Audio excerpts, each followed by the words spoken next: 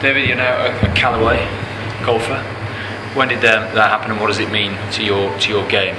Yeah, at the start of this year, I felt like the time was right to get on board with the manufacturer, and Callaway are by far, in my opinion, the best out there. The support's been fantastic so far. They've worked really hard with me to try and get all 14 clubs right, nearly 100% right now, and for the first time this week, actually, all 14 have gone in. So. I'm looking forward to the future with them. I mean, the technical adjustments, therefore, have been they're not massive, as it were, but they're significant for the golfer, aren't they? When they change a club, when they start with a new process like that, you have to go through a series of technical adjustments to make sure the clubs are right just for you. Then definitely, yeah. I mean, every manufacturer designs clubs differently. Some launch it better, higher, some spin it less. So, when you change to a manufacturer. Especially with the drivers and stuff. I mean, the irons are probably a little bit easy to fit, but certainly driver 3 are very important to get the spin right, launch right, ball speed right, stuff like that. And we just about got there this week with that. So just about to just get it in the bag now and try and get used to it. Really, try and learn how it performs when I make a certain swing. I think you tweeted in Abu Dhabi that you perhaps been working too close to the kickoff on making these subtle adjustments, and that was a schoolboy error. It was, certainly. For the first 5 holes in Abu Dhabi, I struggled and didn't really get into the game, really into the round until the 5th or 6th hole, and by that time I was 3 over, and it cost me quite dearly, really, especially around a golf course like that, because it's tough to find the birdies. So if you make silly mistakes, it can be very costly. So I've learnt from that. Practicing, definitely tinkering too close to the tournament wasn't such a good idea, and I've done all my work early on this week, and now I'm ready to play. So I saw you on the range today, working hard. We would have been speaking a bit earlier if you hadn't been working quite so hard, but that's good, and it's been a focus session. You feel that you're working in the right way to get the proper result across the weekend. Definitely, I mean, I've been working quite closely really with TrackMan over the last.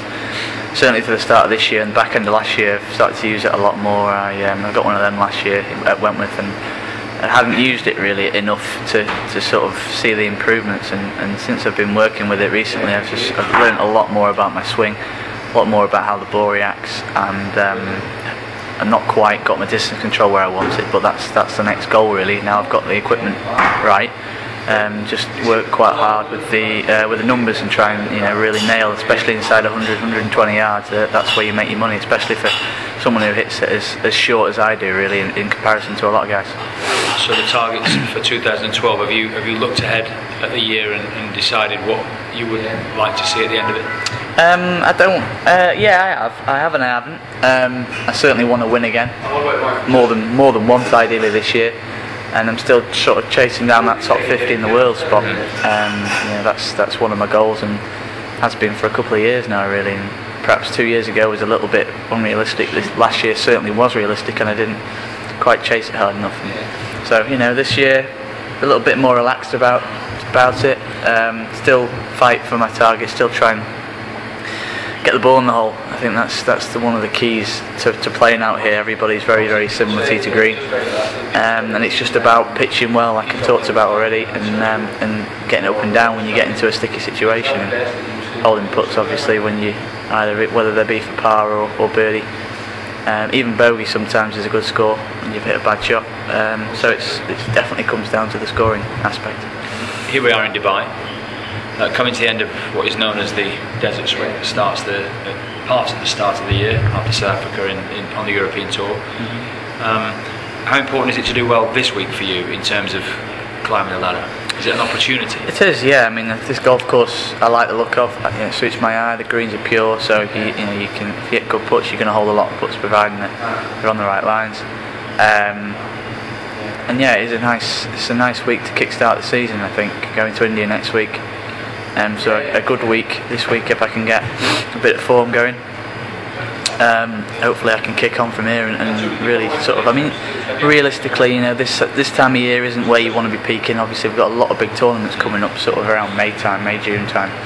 So that's sort of where you want to be peaking, which is for the top boys, I think, is something that they try and focus on, try and pick for the majors, so to speak, for them. Sure. Whereas I'm not quite in that bracket yet of getting in them. So I'd like to peak for the big tournaments on the European Tour, around Wentworth, going further forward, US Open qualifying, Open qualifying, and we've got French Open. There's a lot of big tournaments sort of around the middle of the year, and that's where you want to be playing your best golf. Of course, where you are in your career now, you're carving up the year in a different way than, let's say, the world's top 10 are, the world's top 20. Nevertheless, in this part of the sequence, some of those top 10 players, European Tour top 10 players, are actually competing in the field. So you've got McIlroy and Westwood here again this week in Abu Dhabi, and Tiger Woods in Abu Dhabi. That must be great for you guys to go up against them. Great, yeah, it is fantastic. I mean, obviously not being paired with them, but I try and take note of if they're on the range near me. I like to sort of keep an eye on them and see if there's anything they're doing better than I would. And obviously then they bring world ranking points to the event, so that if you do well in those events, you're going to get more world ranking points than you would if they weren't playing. Yeah.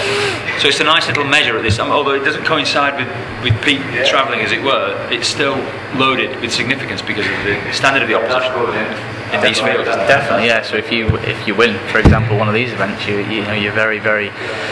you beat a hell of a field. Probably slightly stronger in Abu Dhabi, but still there's a hell of a field there this week.